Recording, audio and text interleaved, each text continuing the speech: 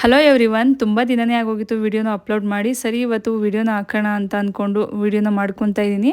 Already ನಾನು ಸುಮಾರು ಸಲ ತೋರಿಸಿದ್ದೀನಿ ಮಶ್ರೂಮ್ ಪಲಾವ್ ಮಾಡೋದು ಹೇಗೆ ಅಂತ. ಹಾಗಾಗಿ ಇಲ್ಲಿ ರೆಸಿಪಿನ ಶೇರ್ ಮಾಡ್ತಾ ಇಲ್ಲ, ರ್ಯಾಂಡಮ್ಮಾಗೆ ಒಂದು ವಿಡಿಯೋನ ಮಾಡ್ಕೊಂಡು ಹೋಗ್ತಾ ಇದ್ದೀನಿ. ಮಶ್ರೂಮ್ ಪಲಾವ್ಗೆ ರೆಡಿ ಮಾಡಿ ಇಟ್ಕೊಂಡು ಹಾಗೆ ಒಂದು ಪೀನಟ್ ಮಸಾಲನ ಮಾಡ್ಕೊತಾ ಇದ್ದೀನಿ.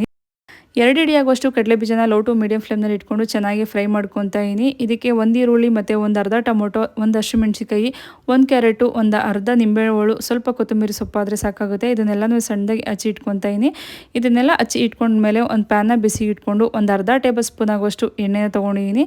ಸ್ವಲ್ಪ ಚಿಲ್ಲಿ ಪೌಡರ್ ಮತ್ತು ಸ್ವಲ್ಪ ಟರ್ಮರಿಕ್ ಪೌಡರ್ನ ಸೇರಿಸಿ ಒಂದು 2 ನಿಮಿಷ ಚೆನ್ನಾಗಿ ಫ್ರೈ ಮಾಡಿಕೊಂಡು, ಆಲ್ರೆಡಿ ನಾವು ಫ್ರೈ ಮಾಡಿ ಇಟ್ಕೊಂಡಿದ್ದಂಥ ಕಡಲೆ ಬೀಜನ ಸಿಪ್ಪೆ ತೆಗೆದು ಇಟ್ಕೊಂಡಿದ್ದೆ, ಅದನ್ನು ಸಹ ಸೇರಿಸ್ಕೊತಾ ಇದ್ದೀನಿ. ಇಲ್ಲಿ ಆಲ್ರೆಡಿ ಕಟ್ ಮಾಡಿ ಇಟ್ಕೊಂಡಿದ್ದಂಥ ಎಲ್ಲ ಐಟಮ್ನ ಸೇರಿಸ್ಕೊಂಡು ಒಂದು ಅರ್ಧ ನಿಂಬೆಹಣ್ಣು, ರುಚಿಗೆ ತಕ್ಕಷ್ಟು ಉಪ್ಪನ್ನು ಸೇರಿಸ್ಕೊಂಡ್ರೆ ಪೀನಟ್ ಮಸಾಲ ರೆಡಿಯಾಗಿ ಹೋಗ್ಬಿಡುತ್ತೆ. ಸಂಜೆ ಟೈಮು ಟೀ ಜೊತೆಲಾಗಿರ್ಬೋದು ಅಥವಾ ಸ್ನ್ಯಾಕ್ಸ್ ಥರನಾದ್ರೂ ನಾವು ಪೀನಟ್ ಮಸಾಲನ ಆರಾಮಾಗೆ ಮಾಡ್ಕೊಬೋದು. ತುಂಬಾ ಸಿಂಪಲ್ ಆಗಿದೆ, ಖಂಡಿತ ನೀವು ಒಂದ್ಸಲ ಟ್ರೈ ಮಾಡಿ ನೋಡಿ.